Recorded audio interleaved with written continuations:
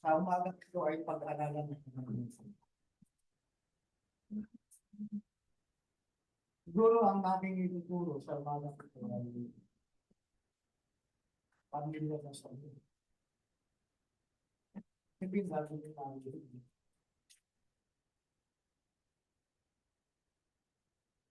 Nilalaman ang kimagmas.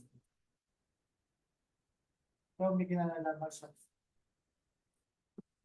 nung nakaraan po na pagkakas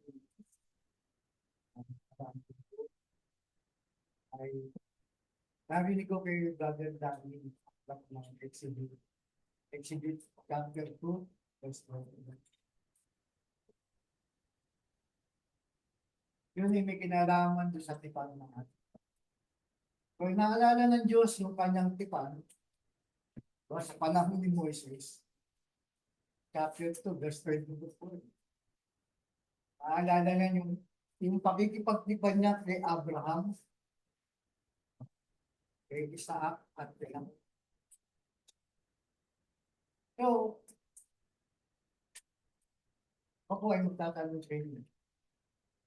Alam niyo po ba yung nilalaman? Ano po ba yung nilalaman?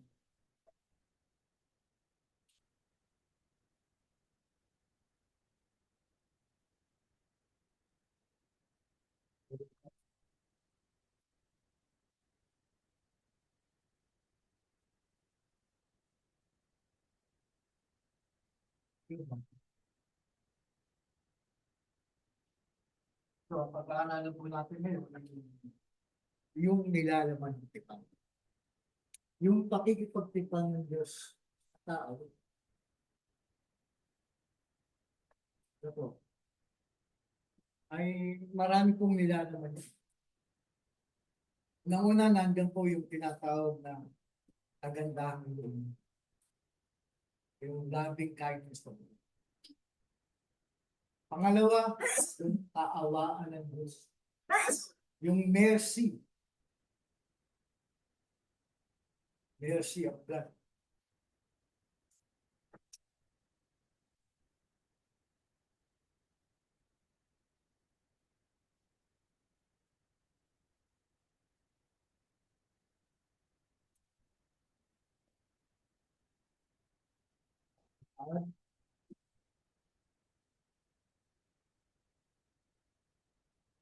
So, nandiyan din po yung tinatawag na pangako niya.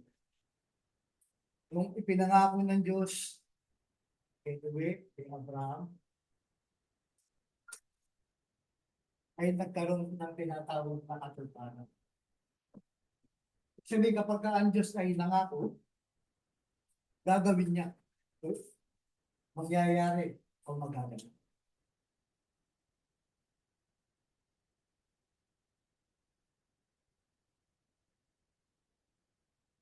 Ano ba? At nandyan din po yung pinatawag na utos o yung commandment. Diyos ng Diyos. Especially yung 10 kautusan na ibinigay dun sa panahon ni Diyos. Actually, sa panahon pa lang ng una sa panahon ni Adan at Eva, binigyan na sila ng utos. Walang kautusan.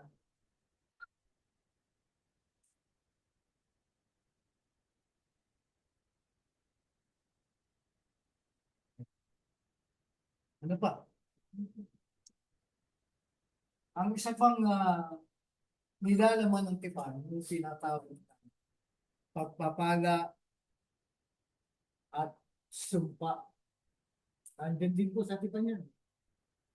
Yung pagpapala.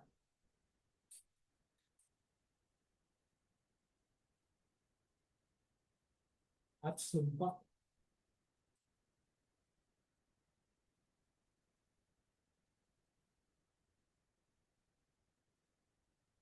So ito po yung nilalaman ng tipan na ibinigay ng Diyos sa tao. At po yan, mababasa natin sa kanila. At sa bawat pakikipagtipang po ng Diyos, ay merong tinatawag na tanda. No? Tanda. O yung sa English, signs. Diba? May ibinigay siyang tanda para makita at maalala ng o yung tanda ng tipan.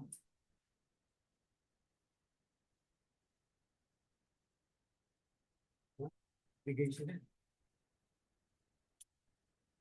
Ngayon, mapapansin natin yan, yung sa aklat ng Genesis, doon nag-umpisa yung pakikipagtipan ng bisita. Nilalaman nga po yun.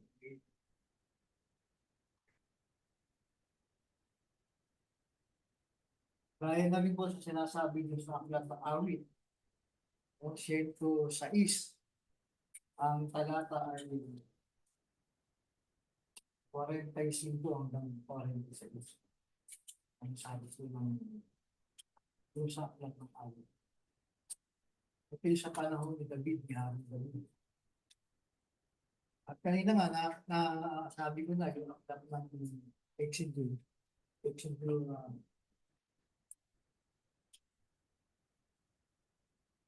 chapter 2, 24, di ba?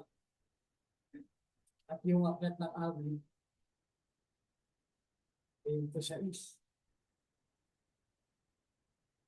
45 at 46. Ito po yun eh. Yung binanggit ni Moises, sa panahon ni Moises, ito rin po sa aklat ng awit. Yung sabi ko.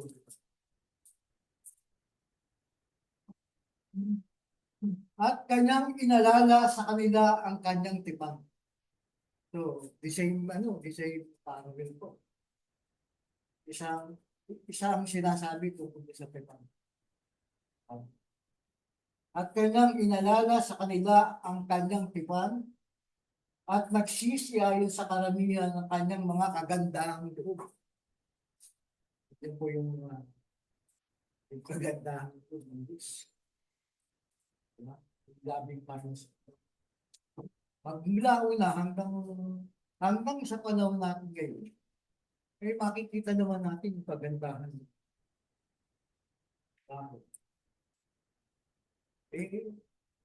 Habang tayo nabubuhay, hindi mo mawawala. Hanggang sa mamatay ka. Andun pa rin yung pagkainaan.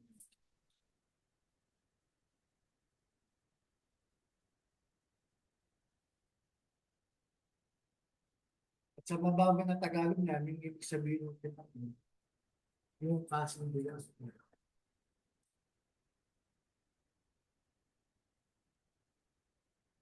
Kasunduan ng tao, ng Diyos at ng tao.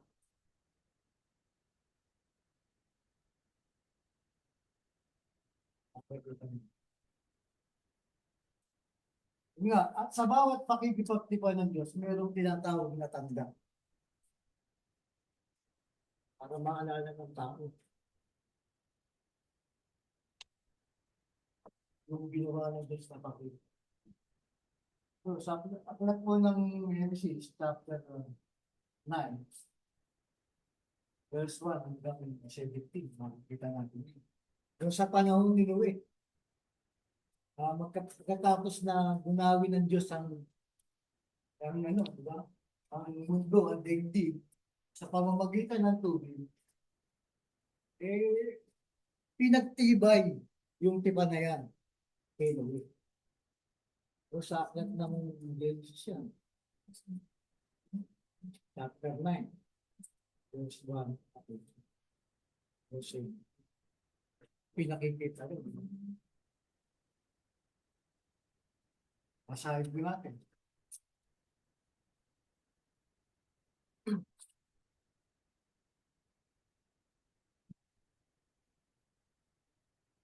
Ang ipinakikita rin itong tanda ng tipan, yung tinatawag na bagay, rainbow.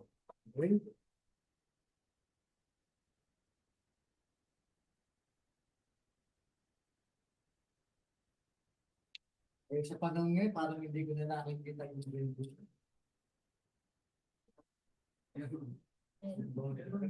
Pero meron.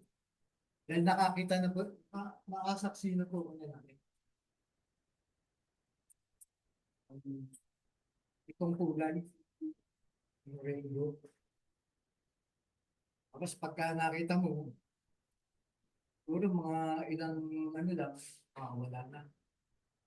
Yung palang rainbow na yan ay isa sa mga ipinakita ng Diyos sa atin na tanda pala yan ng tipan. Yung pakikipagtipan ng Diyos ang ginawa sa tao.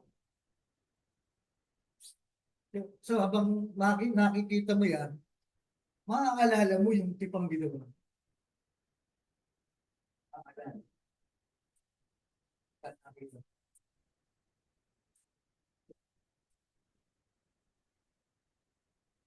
At diyan makikita natin, yung tipan na yan, pinagtibay ng Diyos sa tao.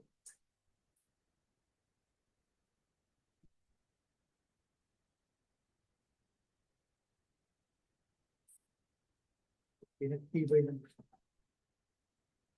Magbigay naman, pinagtibay. Just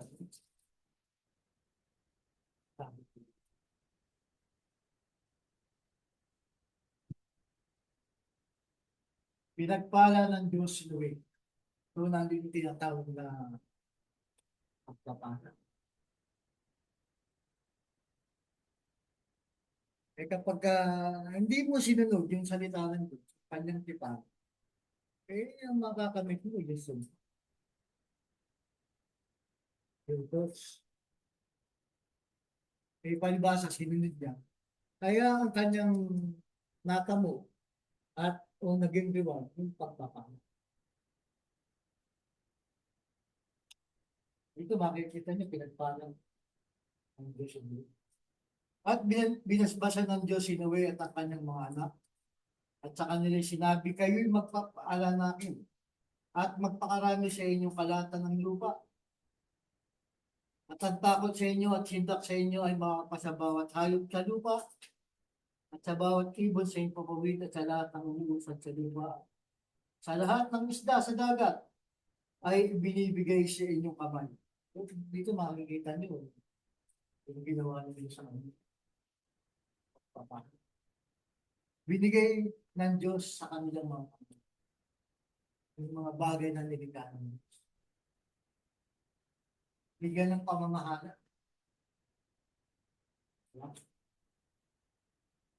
Bawat gumagalaw na nabubuhay, magiging pagkain ninyo, gaya ng mga sariling pananim, na lahat ay ibinibigay ko sa inyo. Ngunit ang lamang may dugo, ang lamang may buhay na siya niyang dugo, ay huwag ninyong kakanin. Ngayon tanong, bakit hindi pinakakain ng panahon ninyo?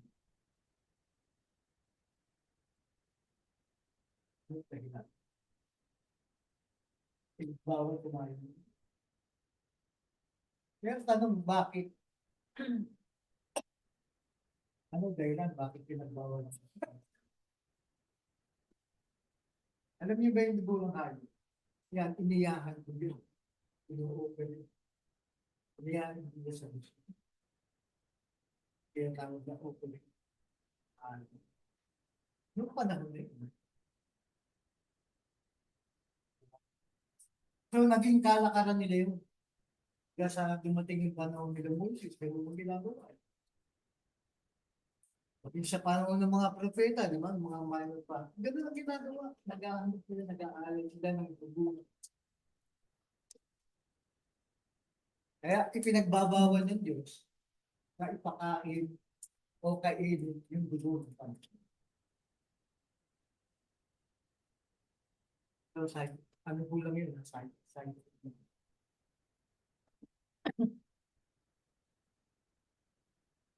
At tunay na hihingan ko ng sulit ang inyong dugo, ang dugo ng inyong mga buhay, sa kamay ng bawat ganit ay hihingan ko ng sulit. At sa kamay ng tao, sa kamay ng bawat kapatid ng tao, ay hihingan ko ang sulit ang buhay nila. So dito pinakikita na talagang bawal pumatay.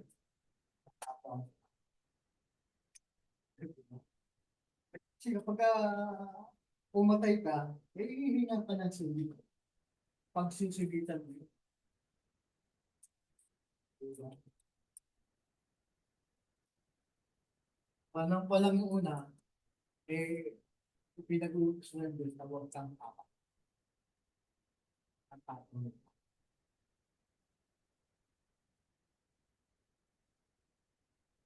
Ang magbubo ng dugo ng tao sa pamamagitan ng tao ay mabububo ang kanyang pabayaran. Yung pagbububo ng dugo ng tao. Diba? Bakit? Ang kanyang, sapagkat sa larawan ng Diyos, nilalang ang tao.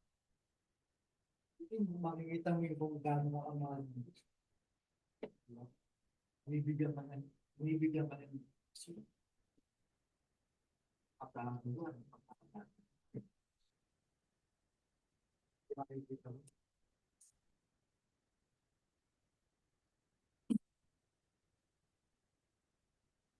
At kayo magpaalala na anakin at magpakarami, magsilago kayo ng sagana sa lupa, at kayo magsilangan yan. At nagsalita ang Diyos kay Noe at sa kanyang mga anak na kasama niya, na sinasabi, ako, narito aking pinagtitibay ang aking tipan sa inyo. No? Ito na yung tinatawag na yung pagtitibay sa tipan. Pinagtibay ng Diyos ang kanyang tipan. At sa inyong binhi, generation by generation.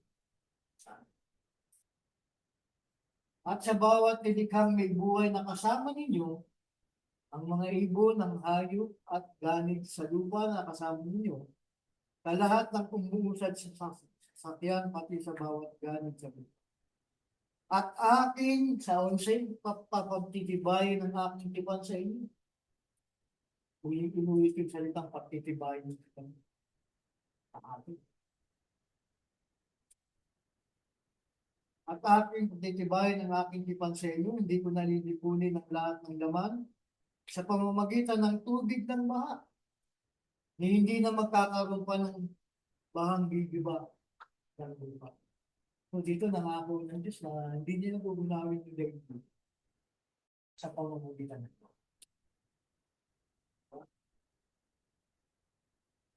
Kaya hindi siya nangyayari. Parang bansa-bansa.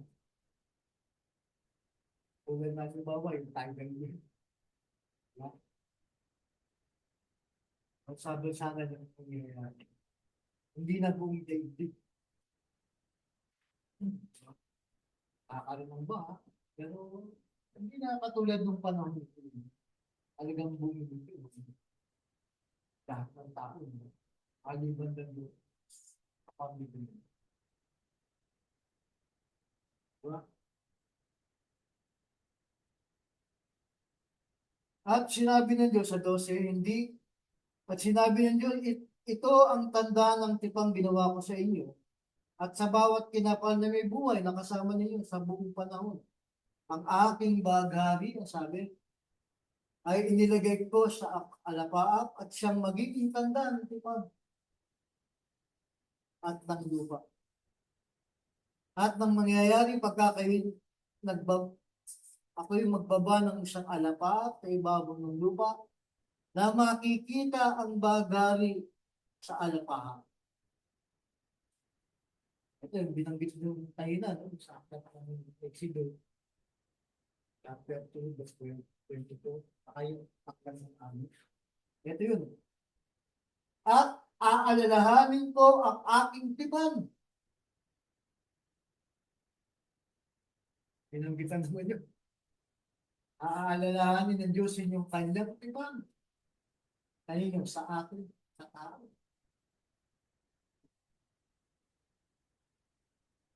Tatlong beses na kung binabanggit niya. Aalalahanin niya ang kanyang tipan. Na inilagda ko sa akin at sa inyo at sa bawat kinapal na may buhay sa lahat ng laman at ang tubig ay hindi na magiging bang-lilipod sa lahat ng laman.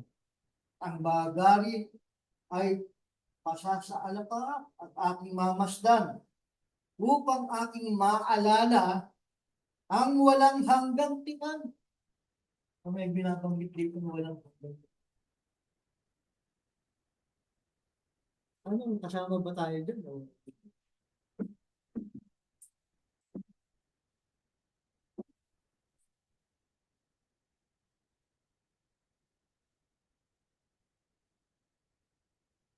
Bahagi ba tayo dyan? Kasama tayo. Diba?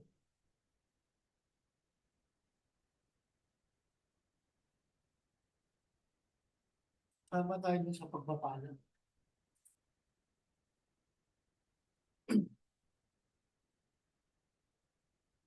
Ang walang hanggang tipan ng Diyos ang bawat tinapal na may buhay sa lahat ng lamang nasa ibabaw ng lupa.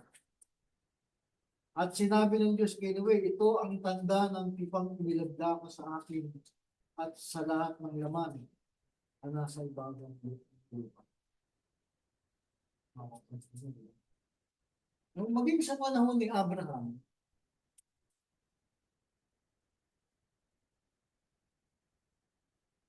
ay pinagtibay rin. Yung tipan na yan. Pinanggit ko rin sa panahon ni Abraham.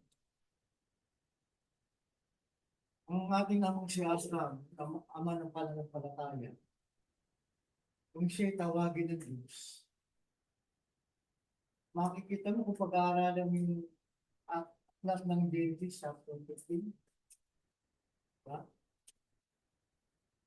At saka yung 17, chapter 17, yung siya'y tawagin, ano siya, matanda na eh. Diba? Tawagin siya ng Diyos.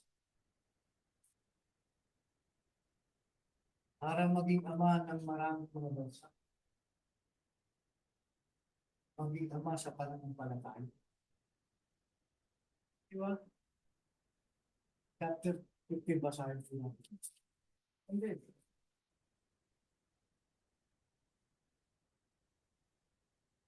Nandito yung tinatawag na pangako.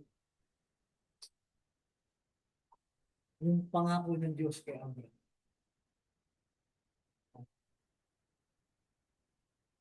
Pagkatapos ng mga bagay na ito ay dumating ang salita ng Panginoon kay Abraham.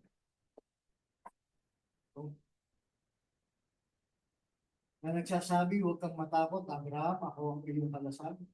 At ang iyong gantimpala na lubhang dakila. Kaya makikita niyo yung makikipagpupan ng Diyos kay Abraham.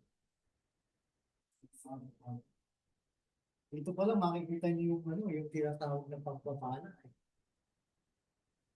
Saka yung pangako ng Diyos. Diba?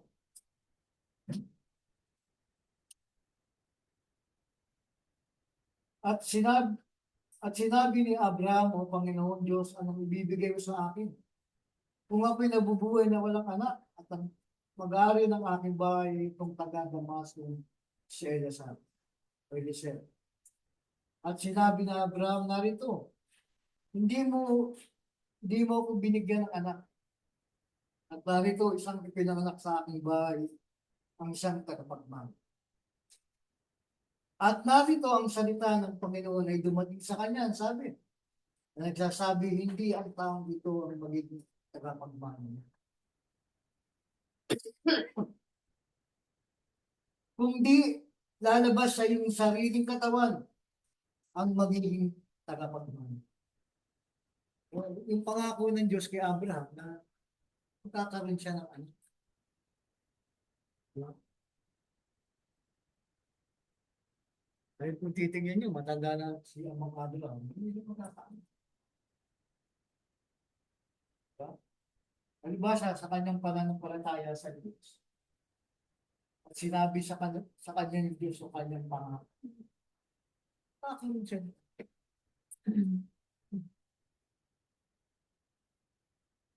Kaya niya yung tagapagmana ng bahay mo. ang magmamahal niyan. Kundi ang iyong anak. Pinakita rin din baka ako din.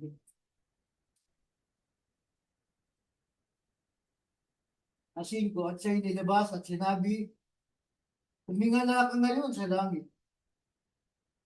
At iyong bilangin ang mga bituin kung mabibilang mo.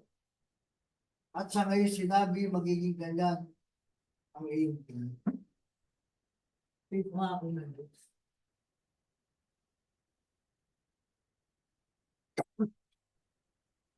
Magiging marami. Magiging gaya ng bituin sa langit ang iyong tingin. Ito yung pangako ng Diyos na magaganap at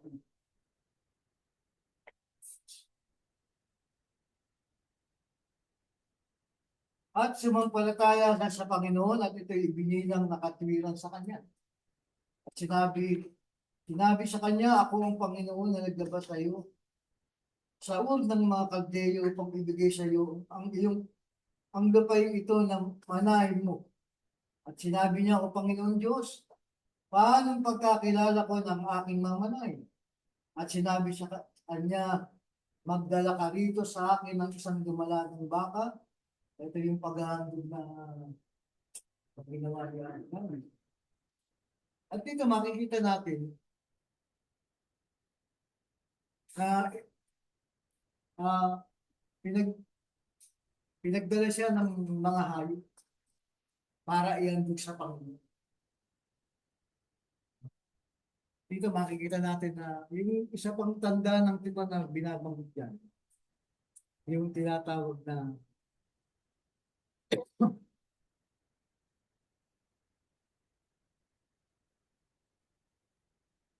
tanda ng tipan, yung tinatawag na yung paghahati-hati ng mga hayop. Yung paghahati-hati.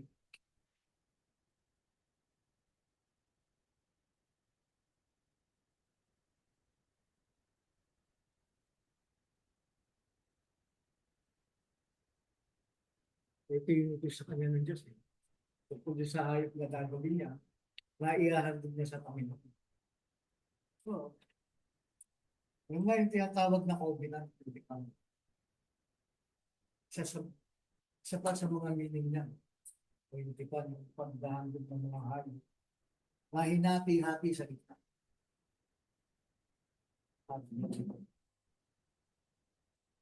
At sinabi sa kanya, magdala ka rito sa akin ng isang lumalagang baka, 3 taon ng gulang, ng isang babaeng kambing na 3 taon ng gulang, at ng isang lalaking tupang 3 taon ng gulang.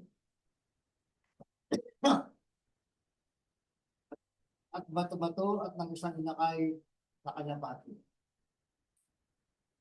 At dinala niya ang lahat ng ito sa kanya at pinaghati niya sa gitna. Kanyang pinagtapat-tapat ng kalahati at dapat hindi hinati ang mga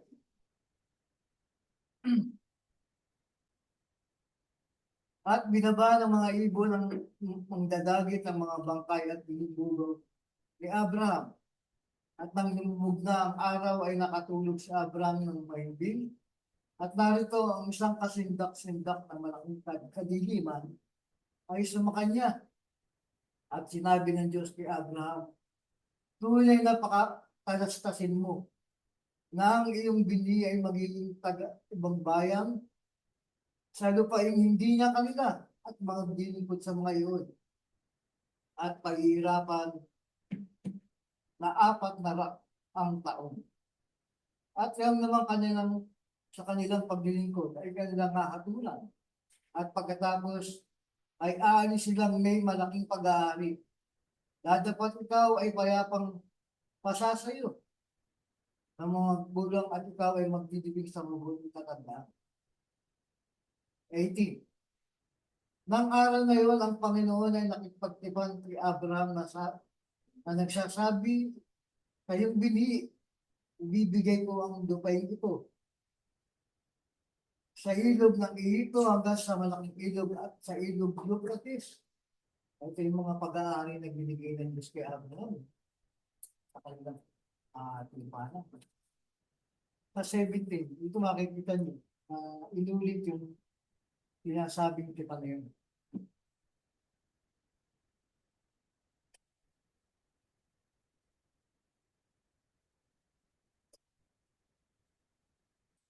At nang si Abraham ay 99 na ay napakita ang Panginoon kay Abraham. At saka ay nagsabi, ako ang Diyos na makapangyarihan sa lahat. Lumakad ka sa harap ko at magpakasakdal ka. At ako'y makikipagtipan sa iyo. At ikaw ay aking pararaming mainam. No? Tungkol sa akin, narito ang aking tipan sa iyo. At ikaw ang magiging ama ng maraming bansa. At hindi na tatawagin ang pangalan ng Abraham, kundi Abraham ang magiging iyong pangalan. Pagkat ikaw ay ginawa kong ama ng maraming bansa. So ito yung pangako na nagkaroon na katuparan ng Diyos ni Abraham. Isang magiging malaking bansa.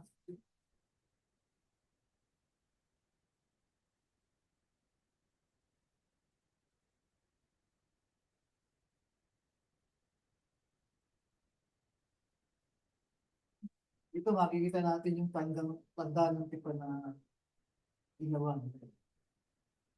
At aking pagtitibayin ng aking tipan sa iyo at sa hindi pagkamatay mo sa buong kalayan nila na tipang walang hanggan.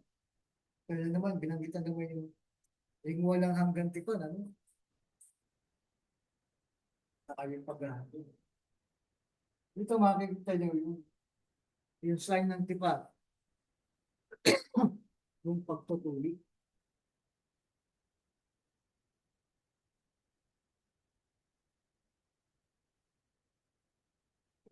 Pagtutuli. Yung circumcision. Dito makikita nyo na si Abraham ay tinuli. Ano kita niya ng circumcision? Kung edad ni Abraham ay tinuli. Ano? 99. 99 weeks, ang siya tumili. Tanda na, di ba? Si Ismael nung tuliin, nasa 13 anyos. Si Isaac nung tuliin, asawa niya.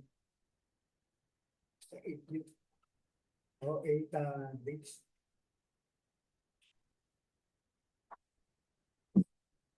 At yan ang tanda ng pagtutuli, yung tipan ng Diyos.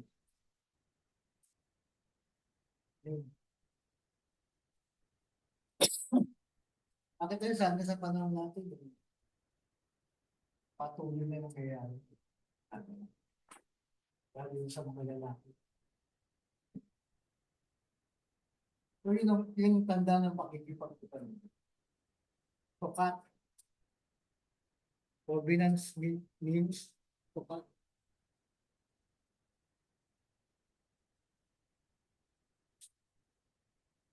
Meron pa, yung tinatawag na between two parties.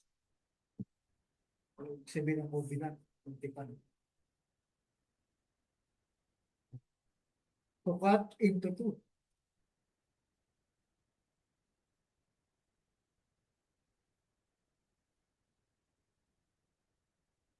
Yun ang ibig sabihin.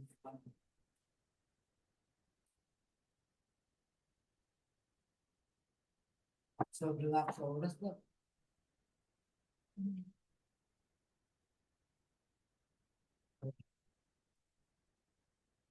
So, tapusin lang natin.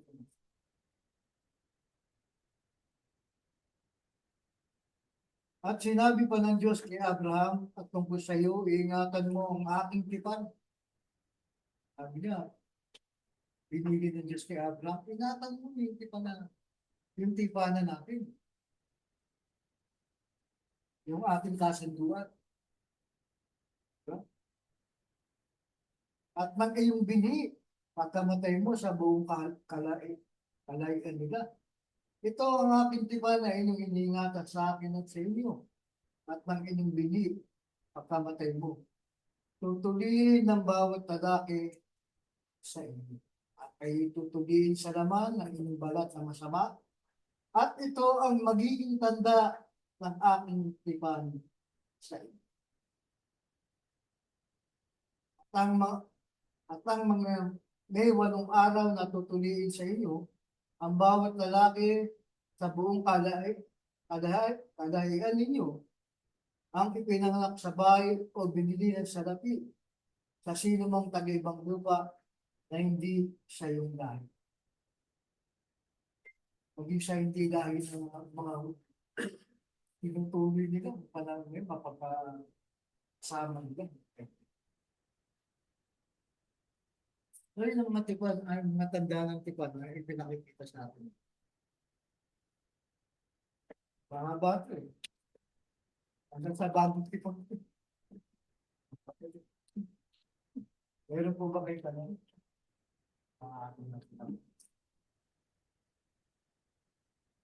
Thank you po.